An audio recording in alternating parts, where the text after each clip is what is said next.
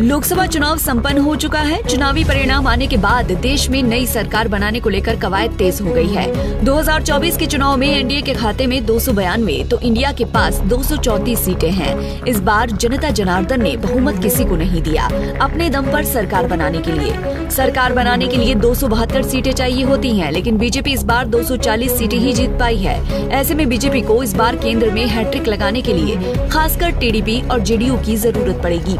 सरकार बनाने को लेकर देश की राजधानी दिल्ली में ताबड़तोड़ बैठकों का दौर जारी है। एक तरफ कल कांग्रेस पार्टी के अध्यक्ष मल्लिकार्जुन खड़गे के आवास पर बड़ी बैठक हुई, जिसमें इंडिया अलायंस के तमाम दिग्गजों का जमावड़ा लगा, तो दूसरी तरफ पीएम आवास पर एनडीए नेताओं की बड़ी बैठक हुई, जिसमें एनडीए के तमाम सहयोगी दलों ने शिरकत की। एनडीए की बैठक से जो वीडियो सामने आए हैं, जिसने सबको अपनी तरफ खींचा, क्योंकि पीएम मोदी के बगल में चंद्रबाबू नायडू और नीतीश कुमार बैठे हुए नजर आए। इन सब के बीच खबर आ रही है कि एनडीए के सहयोगियों ने सरकार गठन से पहले ही बीजेपी पर दबाव बनाना शुरू कर दिया है। सूत्रों के हवाले से खबर सामने आ रही है कि जेडीयू ने भी 3 कैबिनेट मंत्रियों की मांग की है। इसके अलावा शिवसेना के एकनाथ शिंदे भी 1 कैबिनेट और 2 एमओएस चाहते हैं। इसके अलावा चिराग पासवान 1 कैबिनेट और 1 राज्य मंत्री की मांग कर सकते हैं। तो वहीं जितन राम मांझी भी मोदी सरकार में कैबिनेट मंत्री बनना चाहते हैं। साथ ही टीडीपी भी कई अहम मंत्रालयों की मांग कर रही है, जैसे गृह, वित्त और स्वास्थ्य।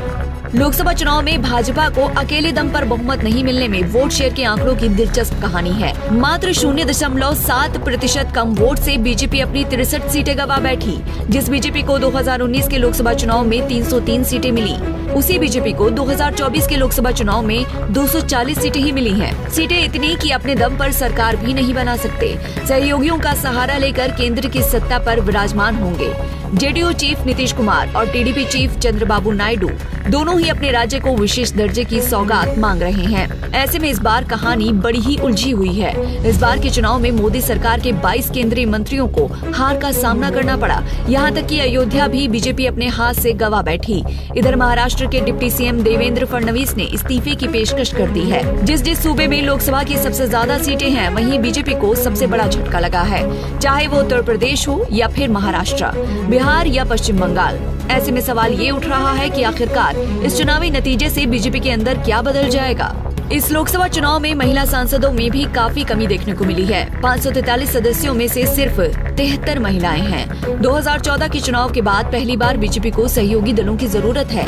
लगातार नई सरकार बनाने को लेकर मंत्रिमंडल बंटवारे को लेकर एनडीए खेमे में मंथन जारी है। 303 से सीधे 240 पर पहुंचना बीजेपी के लिए एक बड़ा झटका माना जा रहा है। इस झटके के पीछे कई महत्वपूर्ण कारण सामने आ रहे हैं, जैसे महंगाई, बेरोजगारी, पेपर लीक, अग्निवीर योजना, किसान आंदोलन और भी कई ऐसे मुद्दे जो बीजेपी को ले डूबे। नई सरकार के गठन को लेकर राजनाथ सिंह, अमित शाह, जेपी नड्डा को सहयोगियों से बात करने की जिम्मेदारी सौंपी गई है। आपको बता दें कि बीजेपी के नेतृत्व वाले एनडीए ने लोकसभा चुनाव में 292 सीटें जीती, जबकि विपक्षी इंडिया ब्लॉक 234 सीटों पर आगे रहा।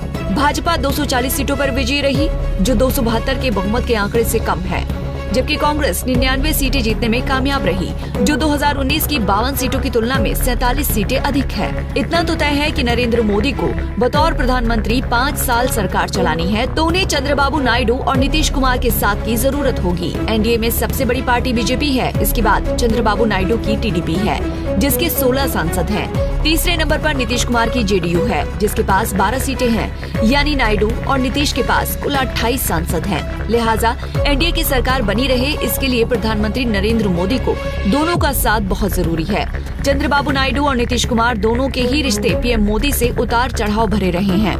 दोनों ही एनडीए का साथ छोड़ चुके थे और लोकसभा चुनाव से कुछ महीने पहले सारे गिले शिकवे को भुलाकर एनडीए में शामिल हुए।